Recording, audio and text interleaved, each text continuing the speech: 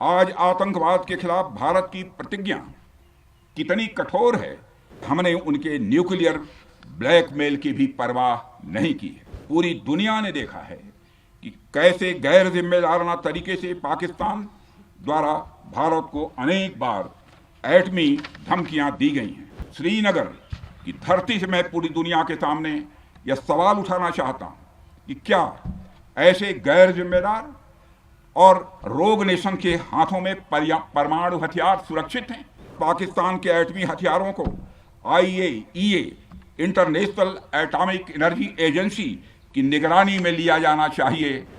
साथियों, आज आतंकवाद के खिलाफ भारत की प्रतिज्ञा कितनी कठोर है, इसका पता इसी बात से चलता है कि हमने उनके न्यूक्लियर ब्लैकमेल की भी परवाह नहीं की है। पूरी दुनिया ने देखा है कि कैसे गैर जिम्मेदाराना तरीके से पाकिस्तान द्वारा भारत को अनेक बार एटमी धमकियां दी गई हैं। आज श्रीनगर की धरती से मैं पूरी दुनिया के सामने यह सवाल उठाना चाहता हूं कि क्या ऐसे गैर जिम्मेदार और रोग नेशन के हाथों में परमाणु हथियार सुरक्षित हैं? मैं दुनिया के सामने यह सवाल खड़ा करना चाहता हूं। मैं मानता हूं कि पाकिस्तान के एटमी हथियारों को IAEA international atomic energy agency की निगरानी में लिया जाना चाहिए। मैं ये कहना चाहूँगा और साफ तौर पर कहना चाहूँगा।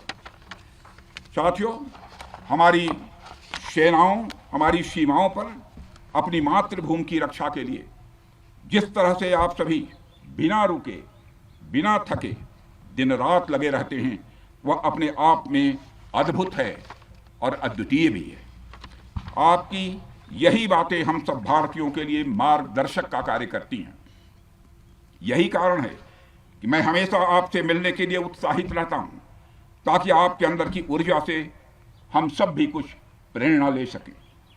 मैं अभी भले ही आपका रक्षा मंत्री हूं, तो मैं भारत का एक नागरिक हूं। रक्षा मंत्री के साथ साथ मैं आज भारत के नागरिक के रूप में भी आप सबके प्रति आभार व्यक्त करने के लिए यहाँ मौजूद हूँ। पहलगाम हमले के बाद हमारे जम्मू कश्मीर की जनता ने पूरी एकजुटता के साथ और पाकिस्तान और साथ ही साथ आतंकवादियों के प्रति जिस प्रकार से अपने गुस्से का इजहार किया है, मैं जम्मू कश्मीर की जनता का भी अभिनंदन करता हूँ। मेरे साथियों, आपकी उस ऊर्जा को महसूस करने आया हूं जिसने दुश्मनों को नष्ट नाबूद कर दिया है। आपने जिस तरीके से सीमा के उस पार पाकिस्तान की चौकियों और बंकरों को आपने ध्वस्त किया, दुश्मन मैं समझता हूं उसे कभी भूल नहीं सकता। आपने देखा होगा कि आमतौर पर लोग जोश में होश खो देते हैं, लेकिन आपने जोश भी रखा, होश भी रखा और सूझबूझ के साथ दुश्मनों के ठिकानों को आपने बर्बाद किया है। आज मैं यहां रक्षा मंत्री के साथ साथ एक मैसेंजर के रूप में भी आप सबके सामने मौजूद हूं। पूरे देश की शुभकामनाएं, उनकी प्रार्थनाएं और उनकी कृतज्ञता को लेकर आप सबके बीच यहां मैं मौजूद हूं। एक तरह से आप समझिए कि मैं एक डाकिया बनकर आपके बीच आया हूं और देशवासियों का संदेश लाया हूं। संदेश यह है कि हमें हमारी सेनाओं पर गर्व है। साथियों, ऑपरेशन सिंदूर सिर्फ एक ऑपरेशन का नाम भर नहीं है, बल्कि यह एक हमारी प्रतिबद्धता है, यह हमारा एक कमिटमेंट है।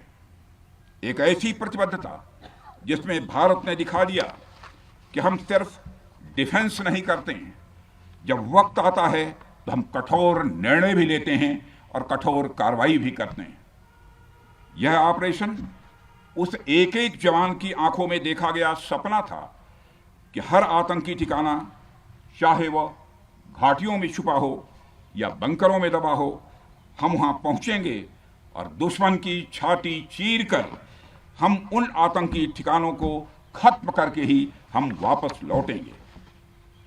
मेरे साथियों, ऑपरेशन सिंदूर आतंकवाद के खिलाफ भारत द्वारा चलाई गई अब तक के इतिहास की मैं मानता हूं यह सबसे बड़ी कार्रवाई है।